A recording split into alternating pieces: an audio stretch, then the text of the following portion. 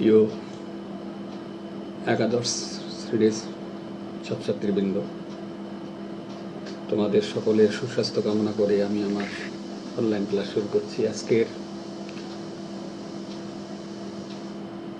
অনলাইনের বিষয় হলো ইংলিশ প্রথম পেপারের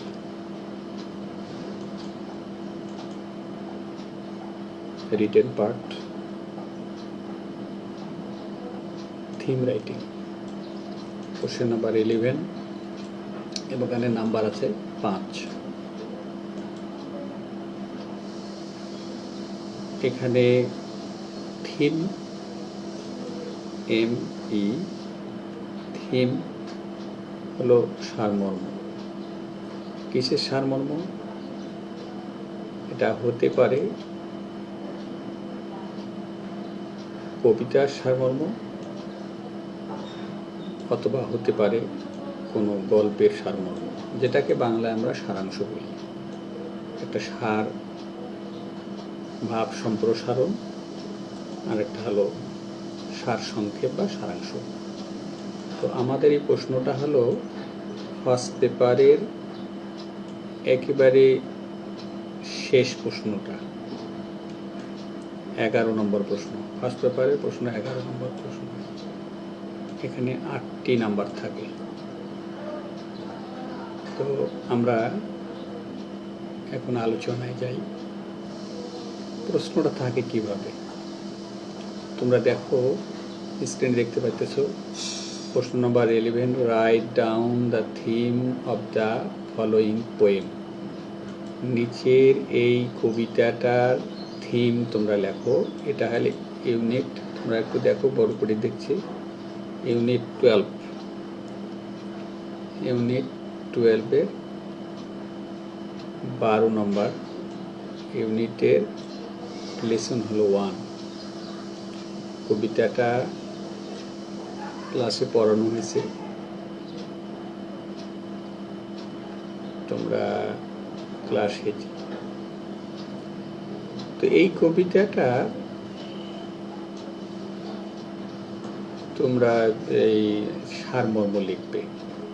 আমার মূলত বিষয় হলে সারমর্মটা কিভাবে লিখবা তোমরা, সেটা নিয়ে আলোচনা করা। তো এত কিছু আর আগে কবিতাটার সারমর্ম কিভাবে লিখবে এটা তোমাদের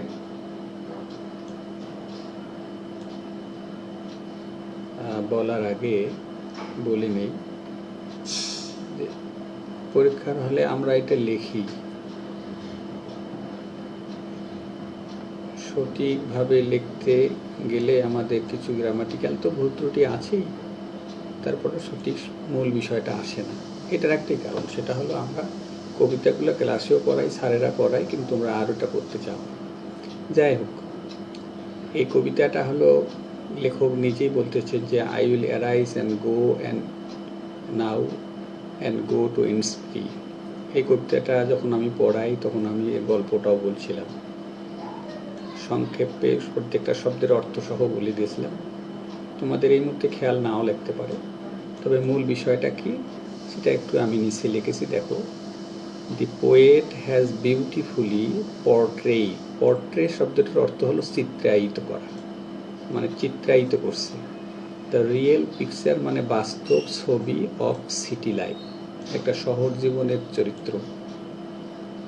এটা শহর জীবনটা কেমন? According to him, to the poet, লেখকের মতে city life is a mechanised life, একটা যান্ত্রিক জীবন। শহরের জীবনটা হলো যান্ত্রিক। It is full of sorrows, এটা হলো দুঃখে পরিপূর্ণ, সাফারিং কষ্টে পরিপূর্ণ, কেওস মানে হলো বিশৃঙ্খলায় পরিপূর্ণ। ভাষাগুলো ছোট্ট ছোট্ট ভাষা, ছোট ছোট ল্যাঙ্গুয়েজে, আমি সিম্পল ল্যাঙ্গুয়েজে লিখেছি, তোমরা বোঝাতে বুঝতে পারো বা মুখস্থ করতে পারো। তো কবি এখানে একটা শহর জীবনে চিত্রায়িত করছেন। জীবনটা কেমন আমি বলি, জীবনটা, শহরের জীবনটা হলো যান্ত্রিক জীবন, খুব সহজ ভাষা। ইট ইজ ফুল অফ সরোস, যান্ত্রিক জীবনটা হলো দুঃখে পরিপূর্ণ, কষ্টে পরিপূর্ণ, বিশৃঙ্খলায় ইটিসিডিসি। এভরিবডি ইজ বিজি, এখানে দেখবা সবাই ব্যস্ত, কেউ কারো খোঁজ নেওয়ার সুযোগ নেই।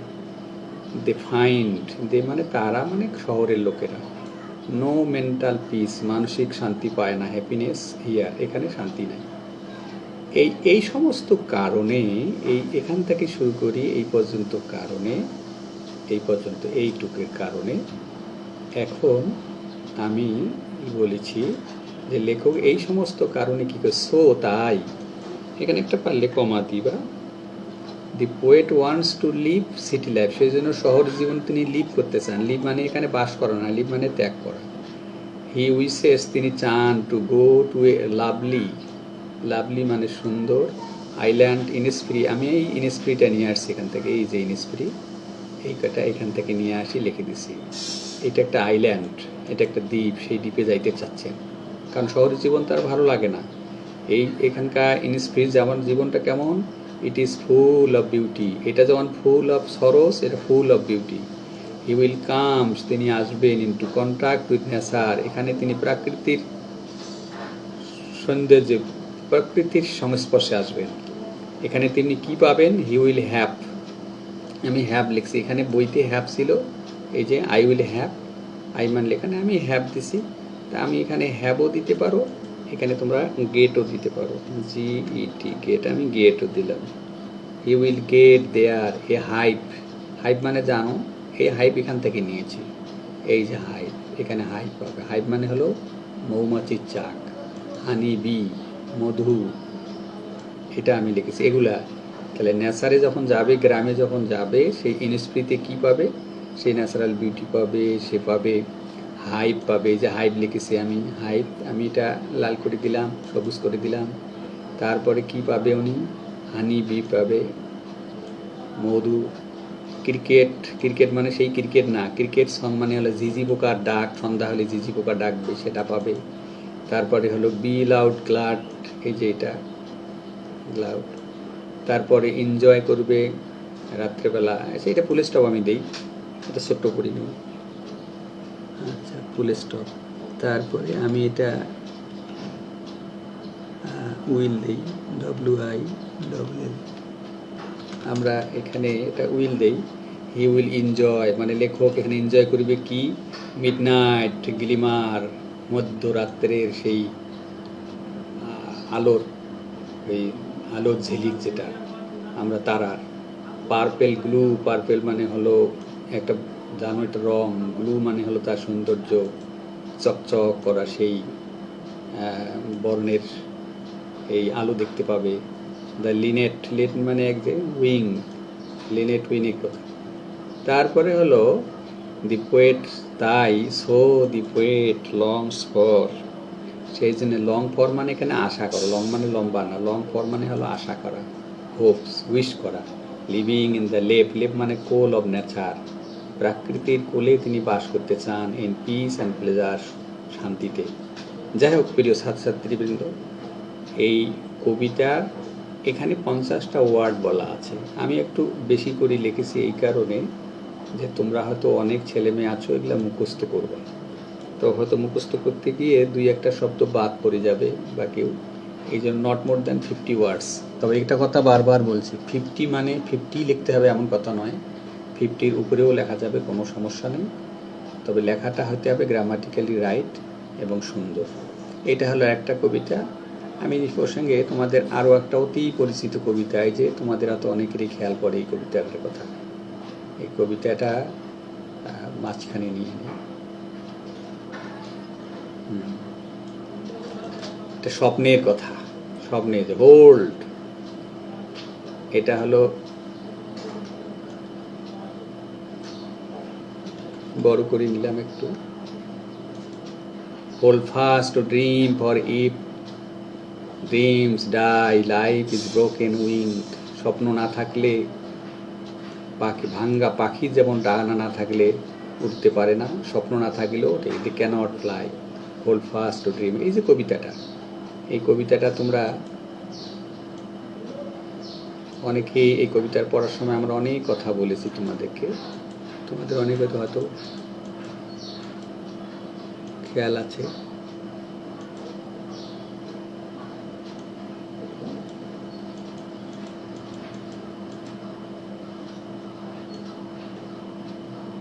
ছোট ছোট করে নিই। হ্যাঁ, তো সেখানেও লিখছি আমি এর মতো, দি পোয়েট ডিলস উইথ মানে হলো আলোচনা করা, দি poet deals with the importance মানে গুরুত্ব, গুরুত্ব গুরুত্ব ইম্পর্টেন্ট মানে গুরুত্বপূর্ণ না, গুরুত্ব অফ ড্রিম মানে স্বপ্ন মানে লক্ষ্য, in man's life, in human life দিতে পারো, ম্যানস লাইফ দিতে পারো, বা ইন আওয়ার লাইফ দিতে পারো। আমাদের জীবনের স্বপ্নের গুরুত্ব সম্বন্ধে লেখক এখানে আলোচনা করছেন।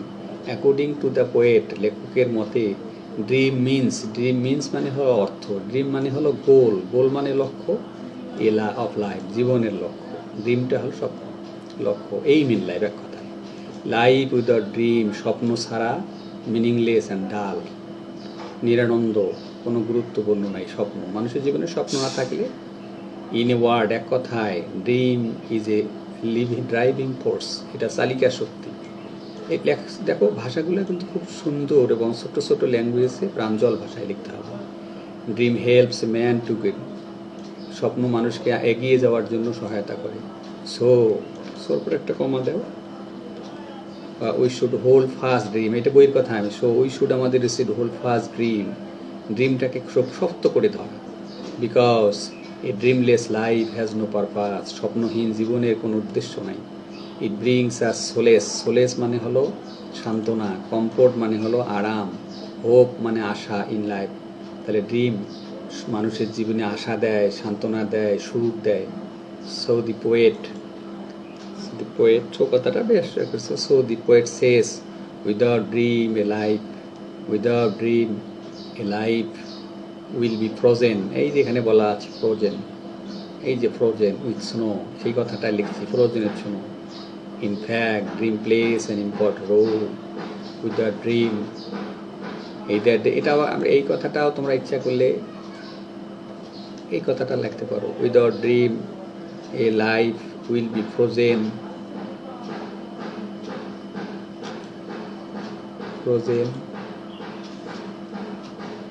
কমা আমি বইয়ের লাইন একটা দিলাম এখানে, ফ্রোজেন, এখানে বইয়ের লাইনটা দিলাম, এটা বইয়ের এই কবিতার লাইনটাই দিলাম, তাহলে কি সুবিধা হবে এখন। তাহলে the poet says, without a dream life will be a frozen with snow, এই কথাটাই যে ফ্রোজেন উইথ স্নো, এই কথাটা আমি দিয়েছি। তারপর জীবন কেমন হবে, এ ব্রোকেন উইং বার্ড, জীবনটা স্বপ্ন ছাড়া জীবনটা হবে এই বরফ যেমন শক্ত হয়ে থাকে, ঠিক তদ্রূপ জীবনটা এরকম একটা শক্ত, অথবা কোনো ডানা ভাঙ্গা পাখির মতো। ইনফ্যাক্ট প্রকৃতপক্ষে dream plays an important in our life. এইভাবে আমি লিখেছি, তোমরা এইভাবে। আমি পরবর্তীতে আরও একটা কবিতা তোমাদের এখানে লিখেছি, এটা আর আমি আলোচনা করব না, তোমাদের বড় হয়ে যাবে। এটাও আর একটা কবিতা, এটা হলো তোমাদের ইউনিট 14 লেসন।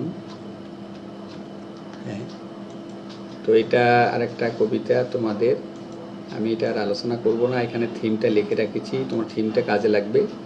আমি এটা, তোমরা এটাও লিখবে। তারপরও একটু পড়ে দেই, এখানে কবিতা কি কবি লিখছে, দি poet has beautifully portraits, has, এটা ভুল হয়েছে একটু গ্রামাটিক্যালি, হ্যাজ যেহেতু লিখছে একটা ডি হয়, the importance of truth and beauty, মানুষের জীবনে সৌন্দর্য এবং সত্যতার গুরুত্ব তিনি তুলে ধরেছেন। এটা একটা কথা আগের মতোই লিখতে হবে। আমি এই কথাটা তোমাদের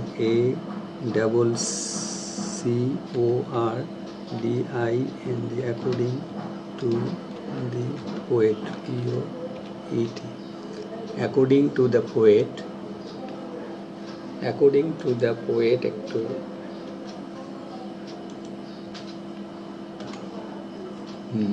অ্যাকর্ডিং টু দ্য পোয়েট, এখানে একটা কমা দেওয়া ভালো।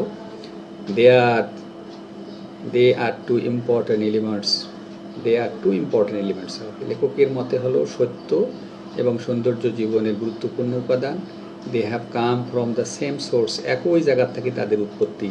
ইন আদার ওয়ার্ড, অন্য কথায় বলতে গেলে, ওয়ান ক্যানট গো উইদাউট, একটা ছাড়া আর একটা যেতে পারে না। They are close related to each other in a word, in other word, OTHER, THER, other, WRD, other word কথাটা দিয়ে দিই, এক কথাটা বারবার ব্যবহার।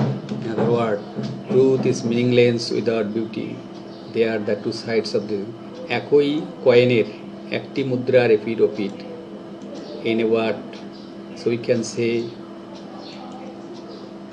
এটা আর একটা আমরা সো দিই, so we can say that what is truth is beauty, or what is beauty is truth. In other words, WRDS. প্রিয় ছাত্রছাত্রীবৃন্দ, আমি তিনটা কবিতার থিম বা সারমর্ম এখানে লিখে দিলাম। আশা করি তোমরা এগুলো পড়ে কিছুটা ধারণা তো পাবেই, এবং এগুলো মুখস্থ করলেই, সব লিখতে না পারলেও কিছুটা সহায়তা এখান থেকে পাবা। তবে আমার দৃঢ় বিশ্বাস, তোমরা যদি ভালো করে এগুলো দেখো এবং পড়ো, পরীক্ষায় এভাবে লেখো, অবশ্যই আর্টের ভিতরে এখানে 7 পাবে, এবং 8ও ছাড়ও তোমাদের দেবে। তো তোমাদের আমি আর আমার টিউটোরিয়াল বড় হবে, আর বক্তব্য না বাড়িয়ে তোমাদের সুস্বাস্থ্য কামনা করে আজকের ক্লাস এখানেই শেষ করছি। তোমরা ভালো থাকো, সুস্থ থাকো। নেক্সট ক্লাসে আরেকটা টপিক নিয়ে আলোচনা করব। ততক্ষণ তোমাদের কাছ থেকে বিদায় নিচ্ছি। Thank you.